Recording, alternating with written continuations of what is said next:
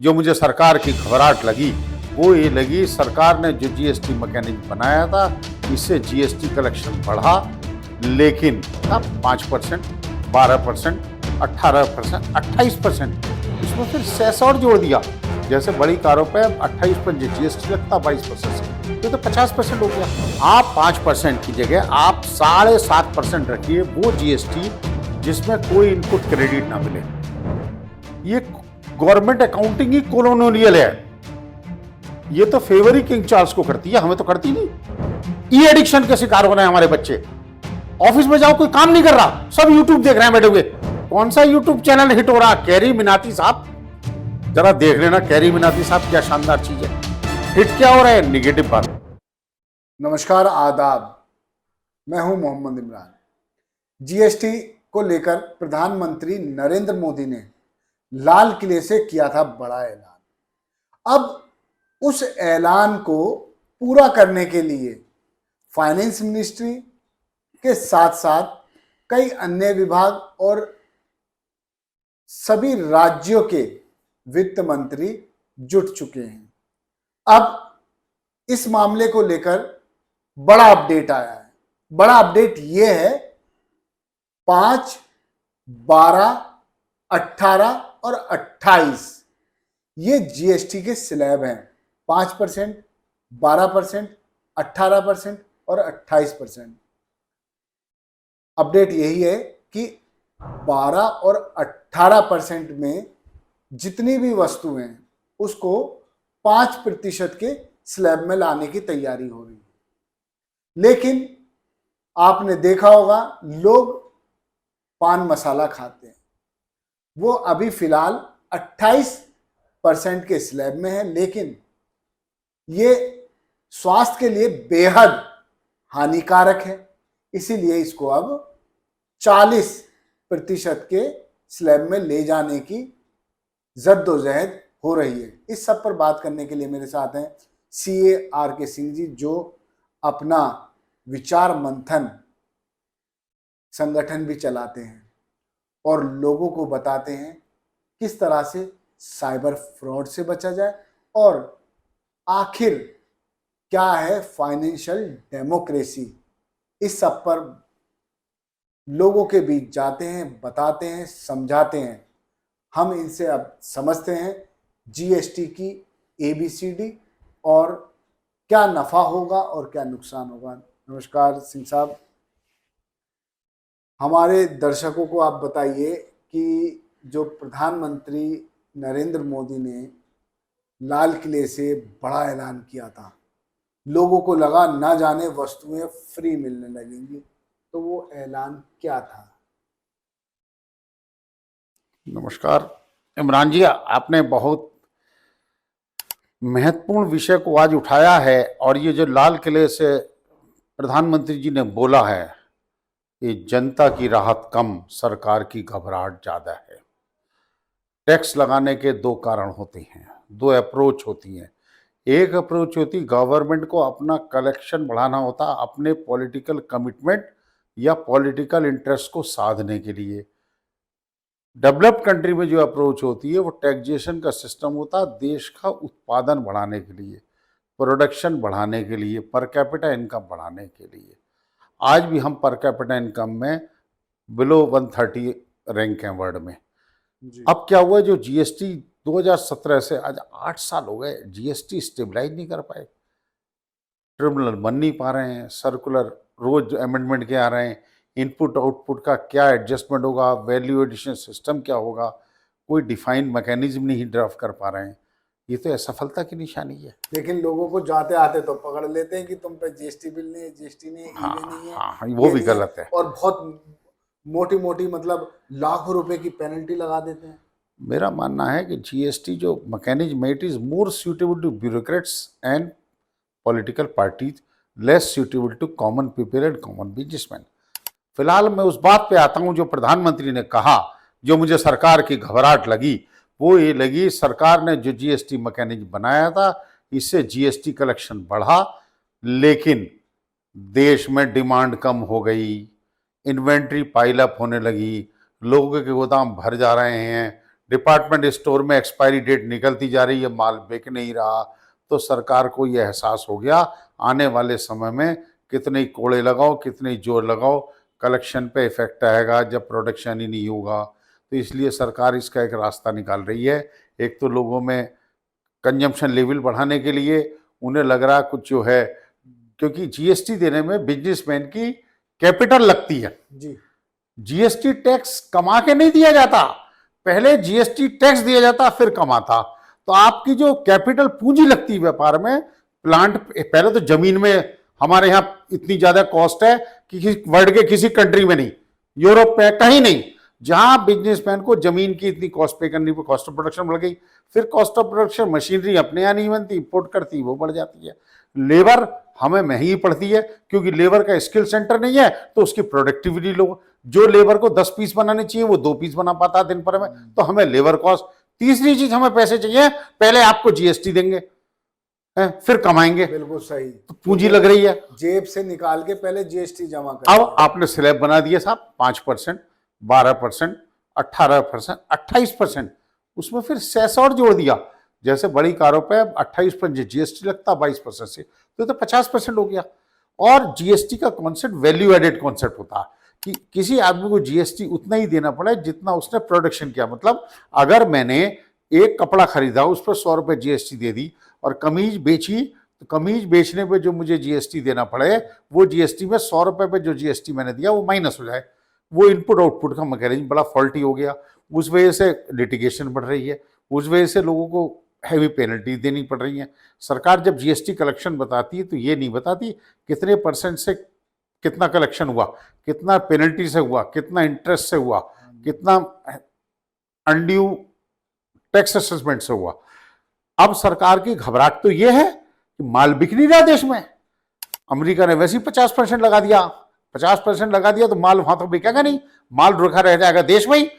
100 piece बनाए थे, 50 America ले जाता था, 50 हम पे थे, 50 हमारे अपने देश के पहले नहीं बिक रहे, अब वो 50 और आके यहाँ रुक जाएंगे, 100 हो गए तो इन्वेंट्री पहले हो जाएगी, स्टैंड स्टिल हो जाएगा। सरकार ने घबराहट में डिसीजन लिया, कह दिया करेंगे। ये बात बहुत पहले तय हो गई थी, वाजपेयी साहब के टाइम की मुझे याद है। बात ये हो गई थी, हम जो है जो भी जीएसटी लगाएंगे वो मैक्सिमम 1 या 2 से ज़्यादा स्लैब नहीं रखेंगे, लेकिन स्लैब 4-5 रखे गए अपनी पॉलिटिकल इमेज और पॉलिटिकल इंटरेस्ट सर्व करने के लिए, जिससे व्यापारियों को बहुत दिक्कत हुई, उन पर अनप्रोडक्टिव अकाउंटिंग का बोझ बढ़ता गया। एज ए रिजल्ट उनकी बिजनेस एफिशिएंसी कम होती गई। अब अगर सरकार ये कर रही है तो हमें सरकार की मदद भी करनी चाहिए, उनकी प्रशंसा करनी चाहिए कि आगे अच्छा सोच रहा हो, अब इसे अच्छा कैसे करो, मैं इस पे आता हूं। 2 स्लैब से ज्यादा नहीं होने चाहिए, पहली बात। दूसरी बात, जो 40% टैक्स लाने की बात है वो भी गलत है। अच्छा, 2 स्लैब जो आप बोल रहे हैं सिंह साहब, 2 स्लैब मतलब आप किस तरह? I am coming to that. Okay, आप 5% की जगह आप 7.5% रखिए, वो जीएसटी जिसमें कोई इनपुट क्रेडिट ना मिले, स्पेसिफाई कर लीजिए। दूसरा, आप 18% ही रखिए, राइट, जिसमें इनपुट क्रेडिट हो। जो हानिकारक वस्तुएं हैं जिन पर आप जीएसटी 40, 50, 60% चाहते हैं, उन पर सेस लगाइए, और ये सेस स्टेट में डिस्ट्रीब्यूटेबल होना चाहिए। वो सेस होना चाहिए लग्जरी सेस के नाम से, हेल्थ, जैसे तंबाकू पे लगाते हैं आप सेस, तो तंबाकू के सेस का पैसा should go to health sector, ताकि तंबाकू से लोग जो बीमार हो रहे हैं वो पैसा उनसे इकट्ठा करके तंबाकू विक्रेताओं से उन लोगों के इलाज पर खर्चे के लिए लगे जी। तो सेस भी एलोकेशन होने चाहिए। अब आपने आखिरी सवाल किया था फाइनेंशियल डेमोक्रेसी, जो कि मेरा फेवरेट टॉपिक है। मैं कहता हूं पॉलिटिकल डेमोक्रेसी वोट उसमें भी झगड़ा चल रहा, वोट चोरी और ना चोरी। चलो साहब कोई बात नहीं, हम उससे मतलब हम पॉलिटिकल आदमी नहीं है, जो सरकार करे अपोजिशन करे वो जानने उनका। हम फाइनेंशियल डेमोक्रेसी कहते हैं जी। आप सरकार चलाते हो हमारे पैसे से, टैक्स पेयर के पैसे से। अरे हमसे पूछते भी नहीं, हम क्या है, टैक्स भी तो चंदा ही है, मंदिर का चंदा पूछता भाई साहब कितने रुपये रसीद काटूं, चलो साहब आप वो नहीं पूछते, क्यों, कितना टैक्स लगाए? अरे कम से कम उस मेरे टैक्स के पैसे को खर्च कहाँ करना है ये तो पूछ लो। अगर मैं 10,000 रुपये इनकम टैक्स देता हूं तो मेरे से चालान में नोट कराओ कि 10% हेल्थ पे खर्च करना चाहता हूँ, 10% डिफेंस पर करना चाहता हूँ, 10% एजुकेशन पे। अच्छा, फिर सबकी समरी से खर्च करो। इसको इम्प्लीमेंट करने में दिक्कत होगी तो ग्रेजुअल करो, with some upper and maximum minimum limit लगा के, लेकिन फाइनेंशियल डेमोक्रेसी तो लानी ही पड़ेगी। अच्छा, आप कहना ये चाह रहे हैं, यदि मैं टैक्स देता हूं सरकार को और मैं चाहता हूं कि बच्चे यहाँ पढ़ लिख जाएं और मैं पूरी तरह जो भी टैक्स दे रहा हूं एजुकेशन पे वो पैसा लगना चाहिए, तो ये कैसे डिफाइन हो पाएगा हाँ, इसका मैंने रास्ता कि एजुकेशन पर ही सरकार लगा रही है, लिख दिया अपनी तरफ से, तो ये कैसे सुनिश्चित होगा कि वाकई ये पैसा एजुकेशन पर ही लगेगा? इमरान जी, आपने वो सवाल पूछे जो 40 साल के से मेरे दिल और दिमाग का दर्द है। ये गवर्नमेंट अकाउंटिंग ही कॉलोनियल है, ये तो फेवर ही किंग चार्ल्स को करती है, हमें तो करती नहीं। ये अकाउंटिंग सिस्टम ही इनका आउटडेटेड है, जो कि डेमोक्रेटिक सिस्टम के लिए सूटेबल नहीं है। सरकार जब बजट बनाती है, अपना रिसीट एंड पेमेंट अकाउंट बनाती है, उसमें ढंग से डिफाइन नहीं करती कौन सा पैसा हमने किस लिए एलोकेट किया था और उसका खर्चा एजुकेशन में कितना सैलरीज पर हुआ, कितना इंफ्रास्ट्रक्चर पर हुआ, कितना उसके एक्सेसरीज पर हुआ। जैसे स्कूल तो बन रहे हैं, क्यों?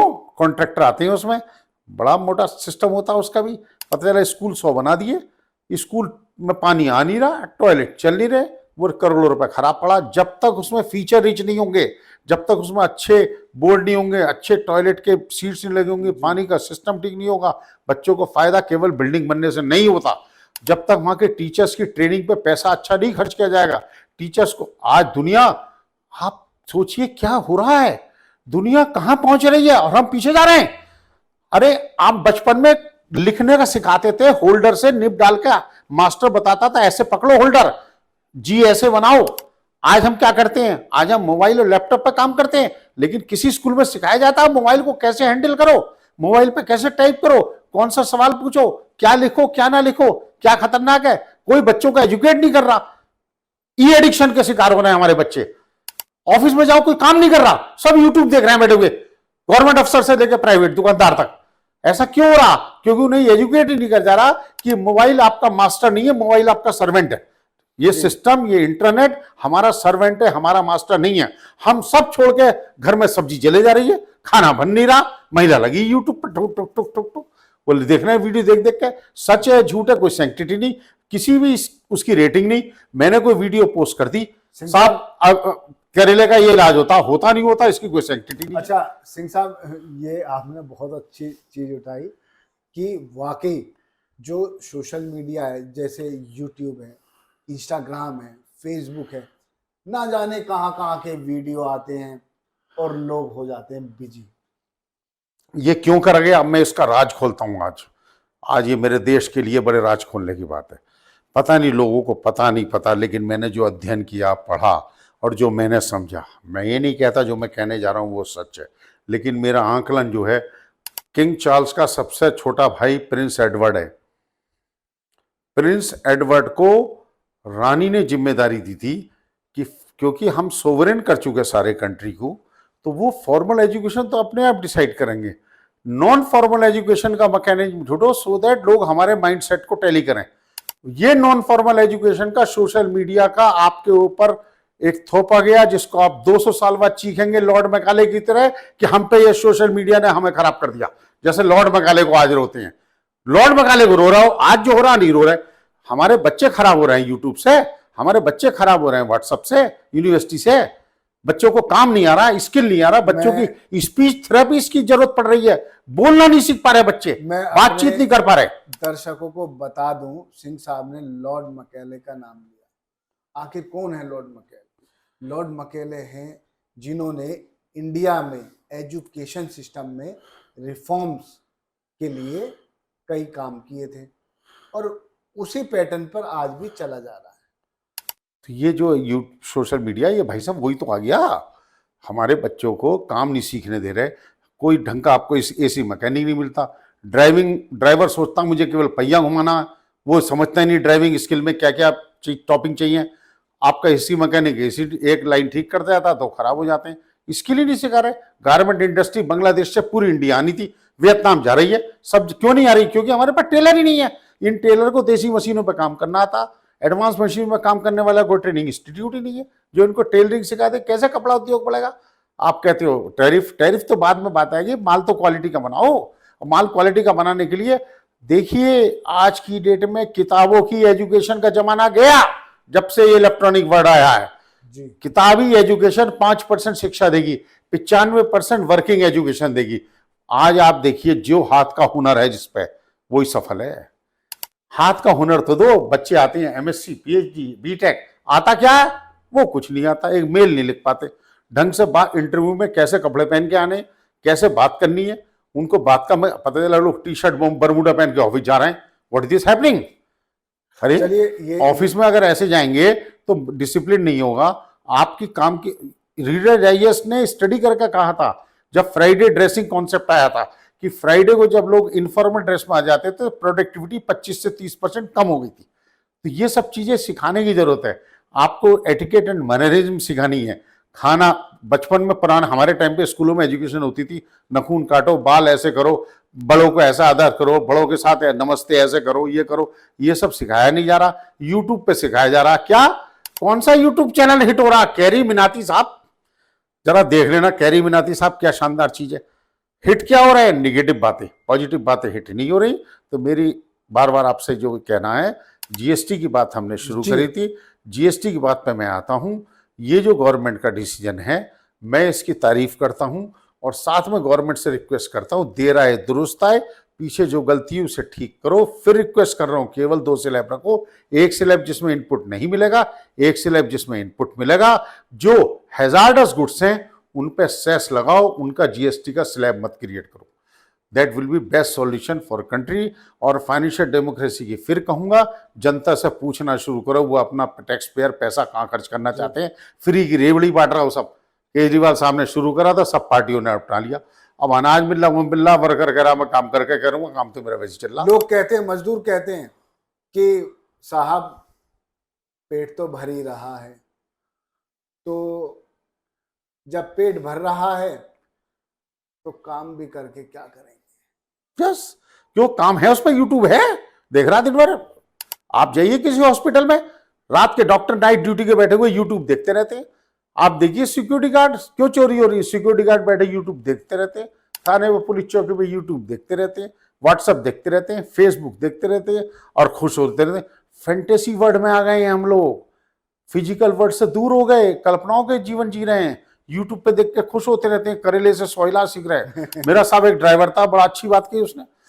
बोला साहब एक बात समझ में नहीं आती। मैंने क्या समझ नहीं आती? बोले मुझे धर्म की पूरी नॉलेज है। मैंने बड़ी अच्छी बात है। बोले मुझे इलाज सब आते हैं, करेले बैंगन सबसे इलाज करने आते। ये सब रास्ते क्यों भूल जाता हूं मैं? मैंने क्या रास्ते इसलिए भूल जाता है, तूने कभी यूट्यूब पे ड्राइविंग कैसे करी जाए नहीं सीखी, तूने कभी पूर्व पश्चिम दिशा का ज्ञान नहीं सोचा, तूने कभी लॉन्गिट्यूड लैटिट्यूड का मतलब नहीं समझा, जीपीएस से भी तू सही रास्ते पे नहीं पहुंच पाता।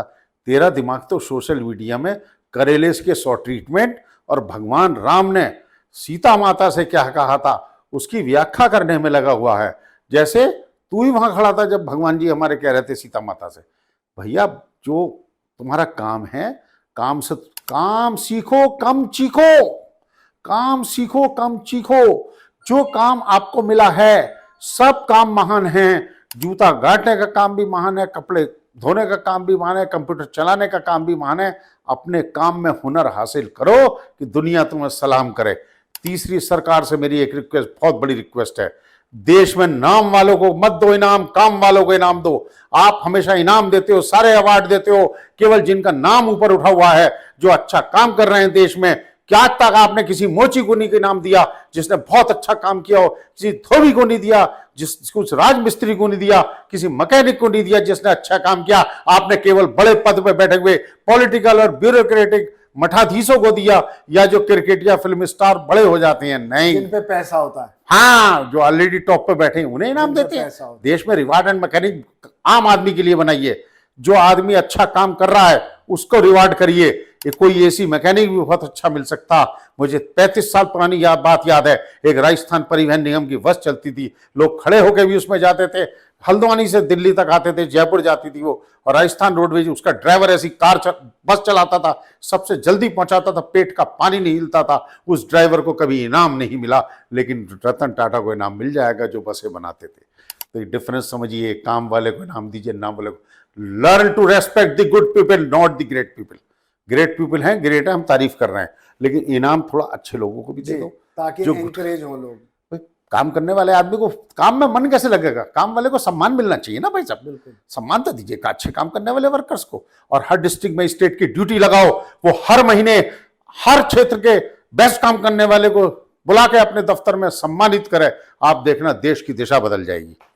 ये बहुत अच्छी बात बताई आर.के. सिंह साहब ने। वाकई इससे देश की दिशा और जो हम सोच रहे हैं विश्व गुरु बनने की, और कहा भी जाता है, वो संकल्पना पूरी हो जाएगी। और जीएसटी के बारे में हम बात कर रहे थे, जीएसटी के लिए बहुत अच्छा सुझाव दिया, और अब केवल वेट एंड वॉच है कि कब सरकार जीएसटी की नई पॉलिसी का, नियम का ऐलान करेगी। धन्यवाद। देखते रहिए जय हिंद जनाब। चैनल को लाइक और सब्सक्राइब करना ना भूलें। जय हिंद।